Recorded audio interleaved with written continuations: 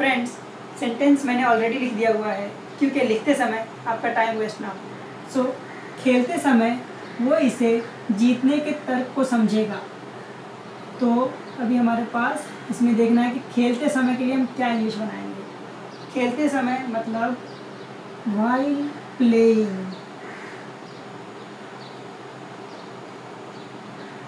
उसी तरीके से हम बना सकते हैं जाते समय while going,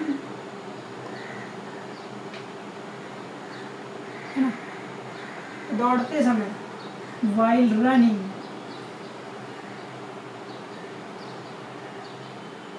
फ्रेंड्स, ये जो बीच बीच में मैं आपके लिए कुछ एक एक्स्ट्रा डोज दे रहा हूँ, इसे आप नोट करते चलिए किसी नोटबुक में, आपके लिए बाद में फ़ायदा देगा।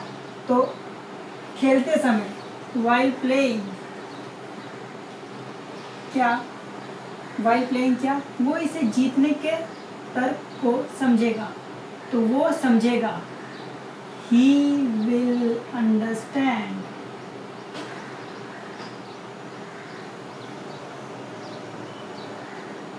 he will understand। जीतने के तर्क को, तर्क इसके लिए हम यूज़ करते हैं लॉजिक। लॉजिक को ही बोलते हैं ना तर्क। तो खेलते समय वो इसे जीतने के तर्क को समझेगा। While playing, he will understand the logic। तर्क को समझेगा, किसके तर्क को? जीतने के तर्क को। तो लॉजिक टू विन इट। खेलते समय वो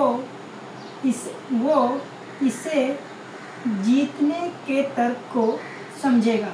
While playing, he will understand the logic to win it। तो फ्रेंड्स, नेक्स्ट सेंटेंस है कि सीखते समय वो समझ जाएगा कि ज्ञान प्राप्त करने में वो किस स्थिति में है और वो धीरे धीरे शीर्ष स्थान हासिल करना सीख जाएगा। तो सबसे पहले हम यहाँ तक ट्रांसलेट करते हैं कि सीखते समय वो समझ जाएगा कि ज्ञान प्राप्त करने में वो किस स्थिति में है। तो सीखते समय मतलब while learning, और वो समझ जाएगा मतलब he will understand। किसकी बात हो रही है? तो उस बच्चे की बात हो रही है। he will understand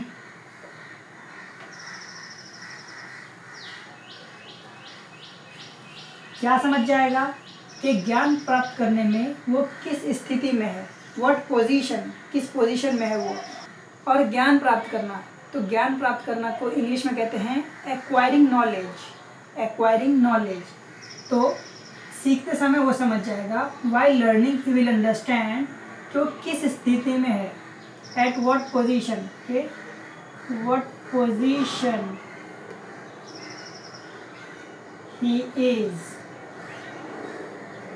सीखते समय वो समझ जाएगा कि वो किस पोजीशन पर है, किस चीज़ में। तो इन एक्वायरिंग नॉलेज, ज्ञान प्राप्त करने में। इन एक्वायरिंग नॉलेज। तो while learning he will understand what position he is in acquiring knowledge। वो किस स्थिति में है और वो धीरे धीरे शीर्ष स्थान हासिल करना सीख जाएगा। तो वो अब लगाएंगे एंड ही क्या कर लेगा? हासिल करना सीख जाएगा। तो सीख जाएगा, ये हमारा ये है सेंटेंस, सॉरी ये हमारा वर्ब सीख जाएगा। तो एंड ही विल लर्न। और कैसे सीखेगा? तो धीरे धीरे। अब ये धीरे धीरे जो है ये एडवर्ब है, ये हमें लर्न के बारे में बता रहा है कि वो कैसे सीखेगा। तो धीरे धीरे सीखेगा। तो लर्न स्लोली। जिस भी वर्ड में ly लग जाता है तो वो बन जाता है एडवर्ब। जैसे स्लोली, फास्टली, क्विकली, तो ये सब हो गया एडवर्ब और ये हमें वर्ब के बारे में एक्स्ट्रा इन्फॉर्मेशन देने का काम करते हैं। तो ही विल लर्न स्लोली, वो धीरे धीरे सीख जाएगा। क्या सीख जाएगा? तो शीर्ष स्थान हासिल करना सीख जाएगा। शीर्ष स्थान मतलब टॉप पोजीशन, और हासिल करना मतलब अचीव या ग्रैब। तो and he will learn slowly to achieve, या तो अचीव कह दीजिए या ग्रैब कह दीजिए। Grab the top position.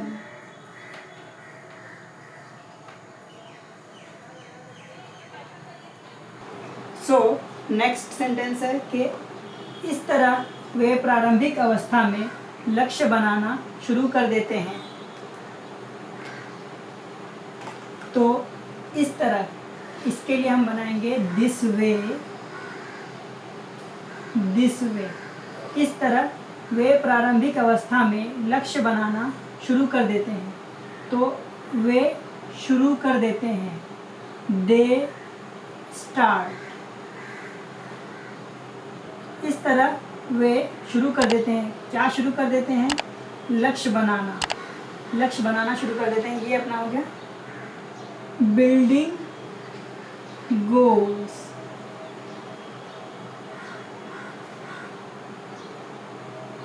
ठीक है, this way they start building goals. अब ये हमारा हो गया this way they start building goals. और कौन सी अवस्था में? प्रारंभिक अवस्था में। तो प्रारंभिक अवस्था के लिए हम यूज़ करते हैं अर्ली स्टेज। तो this way they start building goals at an early stage. ठीक है, this way they start building goals at an early stage, प्रारंभिक अवस्था में। फिर नेक्स्ट सेंटेंस है लेकिन ये माता पिता को समझना चाहिए कि उनके बच्चे केवल रैंक या ग्रेड के लिए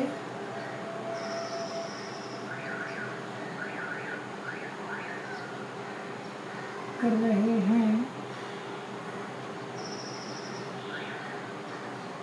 के लिए काम कर रहे हैं, या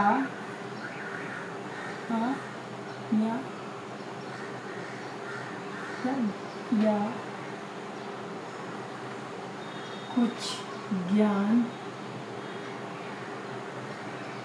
प्राप्त कर रहे हैं।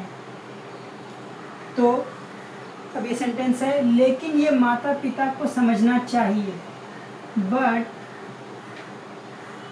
Parents should understand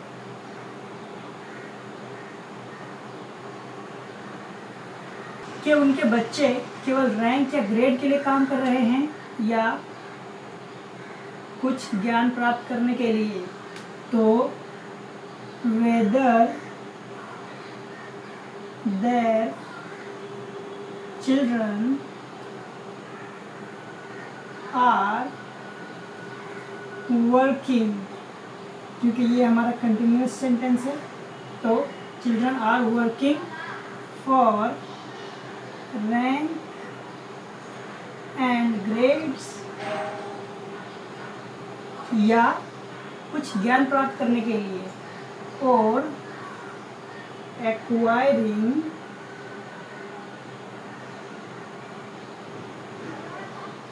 some wisdom। तो लेकिन ये माता पिता को समझना चाहिए, बट पेरेंट्स शुड अंडरस्टैंड कि उनके बच्चे केवल रैंक या ग्रेड के लिए काम कर रहे हैं।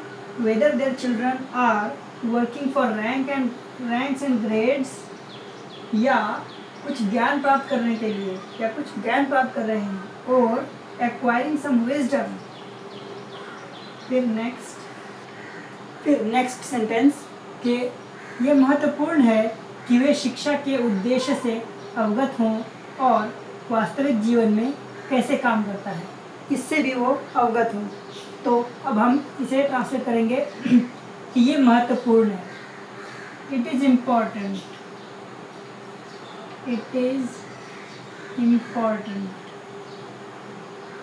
दैट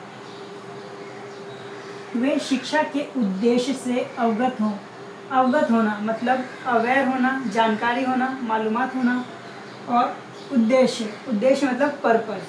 तो it is important that they should aware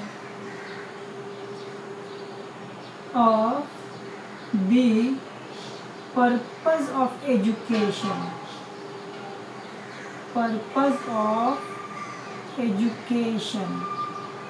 के ये महत्वपूर्ण है कि it is important that way शिक्षा के उद्देश्य से अवगत हों, यानी कि होना चाहिए। ये इम्पॉर्टेंट है कि वे शिक्षा के उद्देश्य से अवगत होना चाहिए, मतलब they should aware of the purpose of education, और वास्तविक जीवन में कैसे काम करता है। वास्तविक जीवन मतलब रियल लाइफ, है ना।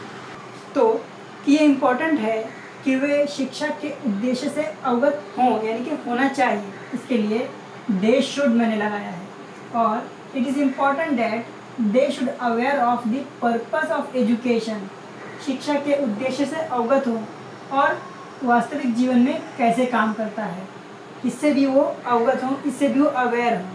तो इसके लिए हम यूज़ करेंगे एंड कैसे काम करता है, हाउ इट वर्क्स।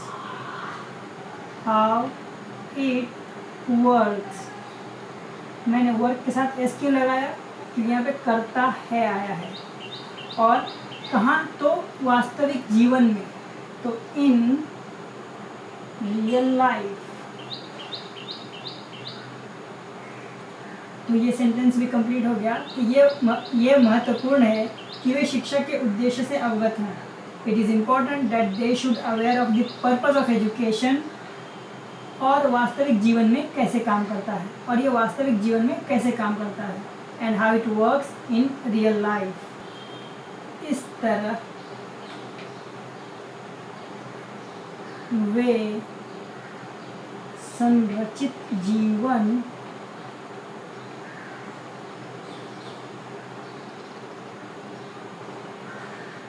बनाए रखना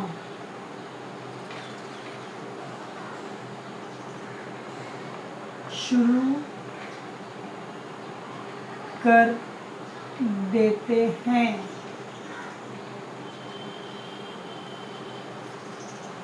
इस तरह वे संरचित जीवन बनाए रखना शुरू कर देते हैं। तो इस तरह के लिए हमारे पास वर्ड है दिस वे।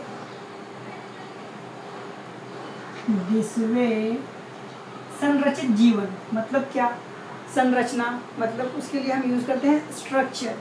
तो संरचित जीवन मतलब स्ट्रक्चर्ड लाइफ, और बनाए रखना के लिए कोई भी चीज़ मेंटेन करना, यानी कि बनाए रखना। तो दिस वे, इस तरह वे शुरू कर देते हैं। दिस वे दे स्टार्ट,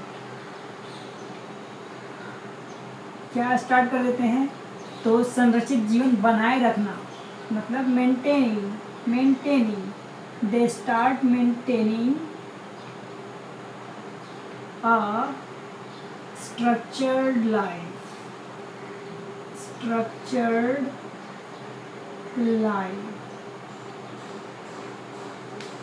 तो फ्रेंड्स, ये था हमारा एंड ऑफ दैट स्टोरी। इस तरीके से हमने सीखा कि किसी भी शॉर्ट स्टोरी के माध्यम से हम इंग्लिश किस तरह सीख सकते हैं, क्योंकि उसके अंदर बहुत सारे वर्ड्स ऐसे होते हैं जो हमें नहीं मालूम होता, और जब हम उसे वो स्टोरी को पढ़ते हैं तो हमें कहानी भी समझ में आती है, स्टोरी भी समझ में आती है, और उसके अंदर जो वर्ड रहते हैं, हिडन वर्ड या फिर जो भी मीनिंग रहते हैं उसके अलग अलग डिफरेंट, और उसके अंदर जो भी डिफरेंट वर्ड मीनिंग रहते हैं वो भी हमें सीखने को मिलता है। सो आज के वीडियो को हम यहीं पे वाइंड अप करते हैं। सो बाय बाय फॉर नाउ।